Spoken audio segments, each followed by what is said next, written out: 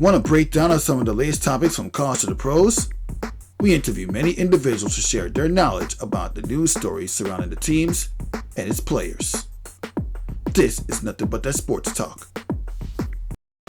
Welcome to another episode of Nothing But That Sports Talk. I'm Rafique Louison, alongside my special guest this time, Monica McNutt. You seen her on MSG, you seen her on the ACC Network, and you see her kill it in Georgetown, taking them all the way to the Sweet 16. How does it feel like for you? It's just a lot that you've done during the past decade as a sports person. Oh my gosh, Rafique, you make me feel old and accomplished, because in my mind, I only stopped playing basketball like 2 years ago, and so all of the accomplishments that I've actually taken, I graduated in 2011, taken closer to 10 years to achieve. I'm super proud of it all. It's been a journey, and I now understand why they call it a process, because you really can't skip steps. What did you want me to say about trusting the process? You know, I don't always go for all of his antics, but you do have to trust the process. And what did KG said about anything's possible? Impossible is nothing, right? Ain't that what KG said? Oh, he said anything is possible. You're right. Exactly. You're right. And look where you're sitting at now. Look at where you're sitting at. You are a sportscaster on MSG, 150. When that's on your mind, what you thinking about? You know, I appreciate moments like this and people like you who have an enthusiasm and an appreciation for the industry, because honestly, I'm very proud of it, but it also just feels like another step in the journey, in that I'm literally juggling so much that it's important to take this moment and sit back and say, hey, like, you're doing a sports show in New York City, like the #1 market in the country. It's pretty dope. But if you had asked me 3 years ago if I could have forecast my slate as a career professional looking the way it does, or even if I would be in this position, I don't know what my answer would have been. And so that's what I mean by really finding peace in trusting the process too. Yeah, you played on a team that was once a Big East juggernaut. Now they're on a different conference. Watch yourself, be gentle. Juggernaut, I mean, you led your team to the Sweet 16. Not the Elite 8, not the Final Four, the Sweet 16. Is this supposed to be complimentary, or? You are one of the greatest college basketball players of all time. Wow. Literally. Thank you. When you look back at all the players that you guarded, what was the toughest competition for you during your playing days? Brittany Griner. I only played her in the NCAA tournament though. And not that I had to personally guard her, but just dealing with her. Maya Moore, who was in my same class, and so I saw her twice a year, if not 3 times, because we would see them in the Big East tournament under the old configuration of the Big East. Although UConn is coming back to the Big East. Good decision by the Huskies. Who else was really tough? Angel McCautry, when Louisville was in the Big East, she was extremely tough. Shavante Zealous, she went to Pittsburgh, and I don't know if she's retired from the league just yet. She's a veteran in the league now. She was an automatic bucket. That was super tough. Back on that Baylor squad, Odyssey Sims was on that Baylor squad, and I just remember her being so strong. Like, she was so strong. I'm trying to think. I mean, those are some of the names that stand out. I'm sure there are others. My girl, Allie Quigley at DePaul. They used to ask us at Big East Media Day about other players that you think of when you think of certain words like toughness or grit or playing hard.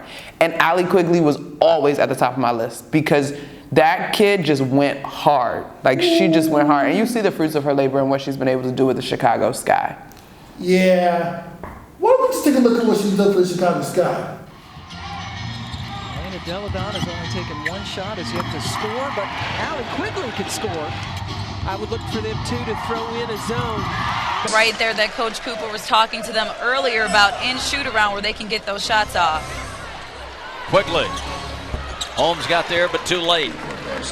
Allie Quigley with the 3-pointer joining us, as she is being honored here tonight as an inspiring woman. Quigley on the turn. Here comes a screen from Duke. Quigley, the leaner is pure. Okay, when you look back at her career, what goes through your mind? When I look back at whose career? Allie's or mine? Allie's career. I'm not surprised. I mean, she always was a lights out shooter. She thought the game of basketball very well. Doug Bruno has been a gold standard of success at that program in women's basketball for years now. DePaul, when I was in the Big East, that was when we had 6 ranked teams: Rutgers, DePaul, Louisville, UConn, West Virginia. Who was the 6th one my freshman and sophomore year? I can't remember, but there were 6. Marquette. That's when Marquette was really good.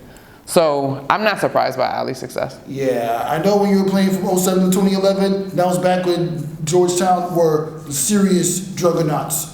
I mean, but then again, you can't really sleep on college basketball. They released the stars that we have today, including stars that played for a certain recent WNBA champion in the Washington Mystics. Now, I've asked Jasmine about this in an earlier episode. Now I'm about to ask you, what is it like to cover the WNBA Finals? Man, that was so fun. That was so fun. I had an opportunity to call a regular season game for the Connecticut Sun this season on CBS Sports Network. They've got a great organization, and I actually covered Jonquel Jones in high school and know her adopted mom, Diane Richardson, the coach at Towson, really well, and competed against Jasmine Thomas for years, played against Alyssa Thomas in college. So they have a really fun group. And then the Mystics, I mean, that's our hometown squad, so they're just super personable and warm. I always felt like this was going to be their year and that they were a team of destiny. Last year, Seattle was just outmatched, or the Mystics were outmatched by Seattle. What do you expect? They're defeated in the WNBA Finals. Right. And you didn't have a healthy Elena Deladon. Emma Miesemann turned out to be more of an X factor than I think most people would have been able to acknowledge going into the finals. But it was such a great atmosphere. I think anytime you're at a finals, period, you see those that really love the game of basketball. But I think in the women's space, it's even more pure love and respect as opposed to being seen at a finals, you know, being courtside or whatever. So I appreciate that. Yeah. And also, I know you appreciate all the people that covered it, especially the ones that are just starting out, like Christina Williams from Girls Talk Sports, and Ari, who's working for Bleacher Report, and Camila, who's part of W Slam magazine. Like, how do you feel about being around these type of people that they get their start and their taste of covering a WNBA Finals series? You know, one of my friends actually put out a great tweet this morning, Malcolm Lemons, and he was talking about networking and how people approach networking wrong because they attempt to network up, when in actuality you should be networking across with your peers as we all ascend together. And I look around now, and Ari's a great friend, Jasmine's a great friend. When I'm up at ESPN now on campus, I make sure I find Jasmine. Ari and I will link while I'm in New York this week. I met Camila at the finals for the first time. I met Christina through Ari. And then beyond just the women's space, my homegirl Angel Gray is the sideline reporter for the Cleveland Cavaliers. Zora Stevenson is now the reporter for the Bucks. My girl Ashley Holder got on with CBS Sports Network and covers the Charlotte Hornets. So it's, when I look around, I mean, shout out to my homegirl Crystal Rich, who covers the Philadelphia 76ers up in Philly for CSN Philly, or NBC Sports Philly, I should say, not CSN. When you look around and we've all kind of been working and we were all here together, and then we sort of start to ascend together and you see people getting on. It's a beautiful thing, whether it be women's basketball or sports, period. I will say, particularly amongst black women, and I don't know if it was just me as an ex-athlete, you've got to let go of that competitive thing where it's like, oh, no, I need that job. Like, I could be cool with her, but for real, I need that job. And still, sometimes we all are all still in the same bucket for one position. But I'm genuinely at a place in my career, and thanks to my faith in who I am, I can trust that what's for me is for me, and I can genuinely root for my sister in getting it, right? So I just think it's so dope. I mean, what Ari and Camila are doing in terms of being on the forefront, and Christina, the forefront of really pushing the women's sports agenda on the masses, like, that's dope. I mean, I had the opportunity to play it, so it doesn't even, the disparity in coverage didn't even really register for me the way that it has for them, because I was just so thankful for my opportunity to play. But now to see more and more people having conversations in earnest about equality across the sports platforms is really special. And that's the type of thing that can get people recognized in the sports broadcasting landscape. Now, another question.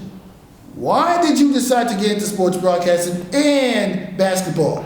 Basketball was my first love. My dad was a high school referee, and I would tag along with him to games. And I was like, Dad, I want to play. I used to sit on the floor and like watch basketball with him. He was always watching basketball. We watched college basketball as the first thing I fell in love with. I'll be honest, it was men's college basketball. Then it was the WNBA for me. Then it was women's college basketball. And then last would be the NBA as a kid when I was coming up. That was the love of basketball in that order.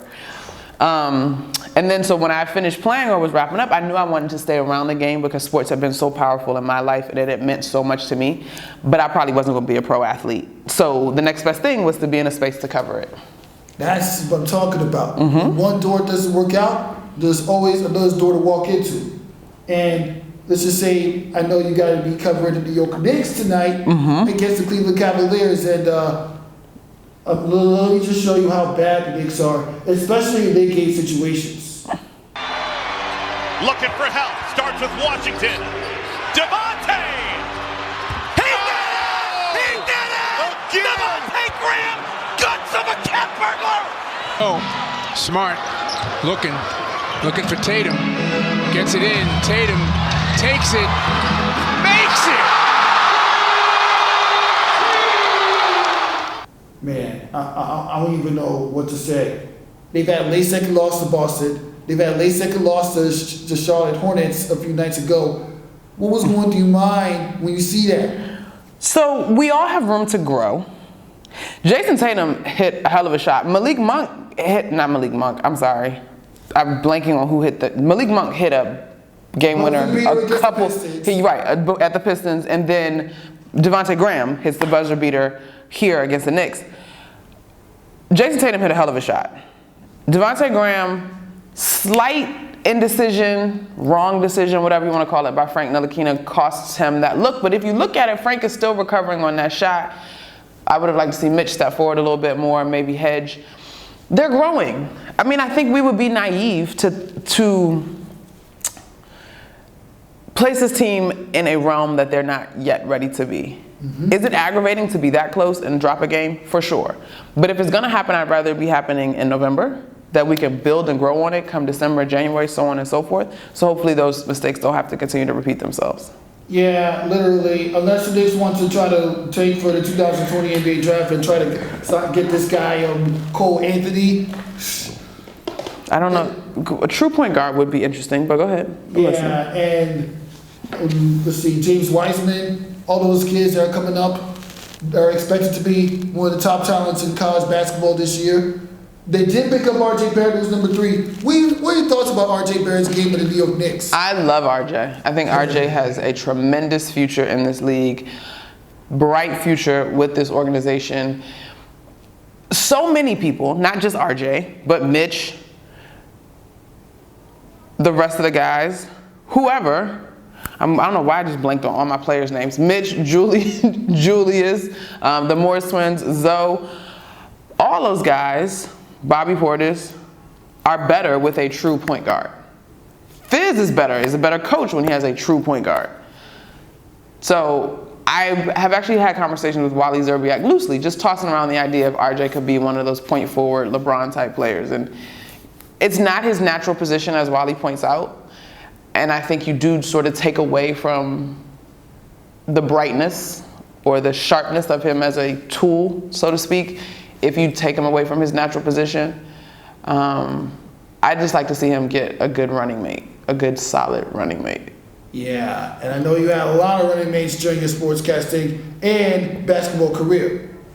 Like Sugar Rogers, shout out to my teammate, my girl, that's an WNBA All-Star. Woo. Yeah, you got a lot of WNBA All-Stars going around in the WNBA and a lot of NBA All-Stars, so to say. But now we just get into some Washington sports talk, because I know you got the Nationals win the World Series, you got the Mystics win the WNBA Finals, as we chopped up earlier, and over a year ago you had the Capitals winning the Stanley Cup. But the bad teams, the Washington Wizards and the Redskins, what do they have to do in order to develop to be where the champions are right now?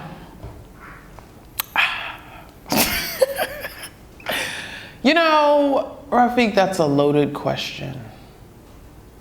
It's a very loaded question. The Wizards, I think, honestly, probably just have to weather the storm. Bradley Beal is going to have a great career. He's agreed to stay for now, at least it looks. Thomas Bryant has lots of upside. Troy Brown, I think, can be a solid guard in this league.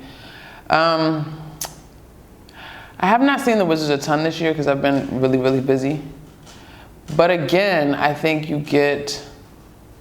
identity matters. You know, like that team has to figure out what their identity is. Right now, they're not playing any defense. You look at some of the scores that they've put up across the league. Yeah. But they're scoring, so that's a good thing. But you can't get away. Like scoring is nice but if you let everybody outscore you, it's no big deal. Or it doesn't yield results, I should say. Yeah. Prime example, that game against the Houston Rockets, where it was like 159 to 158. James Harden put up numbers. Bradley Beal put up numbers. It's ridiculous how much points Washington gives up. They give up a lot of points. They're not playing any defense. And I don't think championship teams defend. So that's just that. But I do think Bradley Beal is a piece that you can build around. I have watched him grow and develop, and I think he's very sincere. He's a great basketball player, seems to be a great human being. I don't know him personally. I want guys like that to have their best years be spent in a position where they're able to be successful. So I hope that the Wizards' brain trust, John Thompson III is a guy that's a part of that decision-making core now, who's someone that I love and trust and do know personally. I hope that they can put the right pieces around him, whether it be a couple of veterans who are not too old to get up and down the floor, drafting well, grooming guys. I mean, there's a lot of young players on that team. I think Bradley is one of the oldest, and he's only like 26. Yeah, Bradley Beal's been known to hit clutch shots in his career. And, well, now we just get to talk about the Washington Redskins because it's just... I was trying to avoid that in case you didn't notice, but go ahead. They're just too disastrous. Look at their game against the Jets. I was there. They let a quarterback who doesn't really have that many good games, the Sam Darnold, go off for 4 touchdowns. You know, Rafique, no one's perfect. There are a lot of things that need to be addressed with the Washington Football Club. I will be the first to say it. But I also am not a football mind. I don't have the answers. On the surface, again, I'd like them to create an identity. Are you going to run the ball effectively? Are you going to groom this quarterback in Dwayne Haskins so that we can see if he has the capability to be an NFL quarterback? Because right now, sample size has not been one that bodes well in terms of confidence. Who's going to be the head coach moving forward? Are we going to allow the coaches to make decisions that are best for the football playing as opposed to guys up in management that seem to be hovering over and making decisions and then things don't necessarily pan out 6 months down the road? There's a lot there. But I love my Skins and my hometown and all that, and so we're just going to hope for better. Yeah. And congratulations to the Washington Nationals on winning the World Series. Absolutely. In a series where no home team has won the game. I literally said that on the 150 because the guys were giving me crap because we got up 2-0 and then lost in Houston. And I was like, it's fine because back in May, nobody even would have thought that we would have gotten here. We were so bad at that point. So at this point, just play your hearts out and leave it out there. And they were like, nobody gets to the World Series to be playing with house money and to lose. I was like, that's true. But you just got to believe. If nobody wins a home game, then that bodes well for us. And that's exactly what happened. Well, what's the point of home field advantage if you can't protect home field? I mean, it's not my problem. We'll take it. On the road works too. Exactly, especially when you had that crazy confined win against the Dodgers last month in Game 5 of the NLDS. Like, when you're looking back at that, Howie Kendrick jumped out the gates with a grand slam. They swept the Cardinals. Excuse me. We already talked about the win over the Houston Astros. It's just so much to take in, especially since they did it in their first season after Bryce Harper left them for a 10-year contract with the Philadelphia Phillies. That's so special. Like, that's why it's the sum of all your parts, right? It's not always just the one shiny piece. How much of an idiot is Bryce Harper for doing that? I don't know if he's an idiot. He went and secured his bag in Philly. But that's the gamble, right? Bryce bet on himself.